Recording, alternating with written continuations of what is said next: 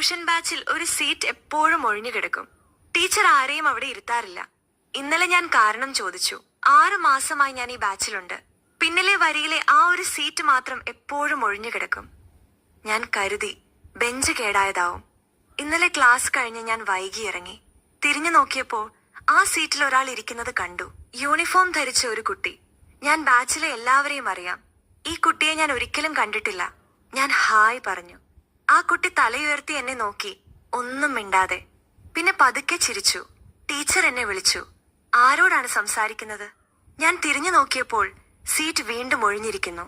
വീട്ടിൽ വന്ന് ടീച്ചറെ വിളിച്ചു ചോദിച്ചു. ടീച്ചർ ഒരു നിമിഷം മൗനം പാലിച്ചു. പിന്നെ പറഞ്ഞു, ആ സീറ്റിൽ 3 വർഷം മുൻപ് ഒരു കുട്ടി ഇരുന്നിരുന്നു. ക്ലാസ്സിൽ വെച്ച് ഒരു ആക്സിഡന്റിൽ അവൻ പോയി.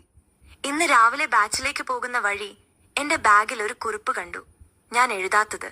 അതിൽ എന്റെ പേര് മാത്രം എഴുതിയിരുന്നു. ആ കുറിപ്പ് എന്റെ പേര് മാത്രം, എന്റെ കൈപ്പടയിലല്ലാതെ. ഞാനത് കീറിക്കളഞ്ഞു.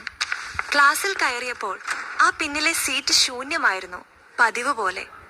പക്ഷെ ഇന്ന് തൊട്ടടുത്ത സീറ്റും ഒഴിഞ്ഞു കിടക്കുന്നു. ഇന്നലെ വരെ അവിടെ കൂട്ടുകാരി ഇരുന്നിരുന്നു. ഞാൻ അവളെ വിളിച്ചു. ഫോൺ എടുത്തു. ശബ്ദമില്ല. പിന്നെ പതിഞ്ഞ ഒരു ശബ്ദം. ഞാൻ ഇപ്പോഴും ബാച്ചിൽ തന്നെയുണ്ട്. ഞാൻ പിന്നിലേക്ക് നോക്കി. 2 സീറ്റുകളും നിറഞ്ഞിരിക്കുന്നു. പഴയ ആൺകുട്ടിയും കൂട്ടുകാരിയും. എന്നെ നോക്കി. ടീച്ചറോട് ചോദിച്ചു. ടീച്ചർ കരഞ്ഞുകൊണ്ട് പറഞ്ഞു, ആ ആൺകുട്ടി എന്റെ മകനായിരുന്നു. ബാച്ച് നിർത്താഞ്ഞത് അവൻ തിരിച്ചു വരും എന്ന് ഞാൻ വിശ്വസിച്ചത് കൊണ്ടാണ്.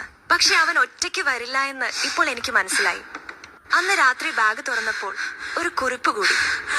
ഇത്തവണ എന്റെ പേരിന് പകരം അടുത്തത് നീ.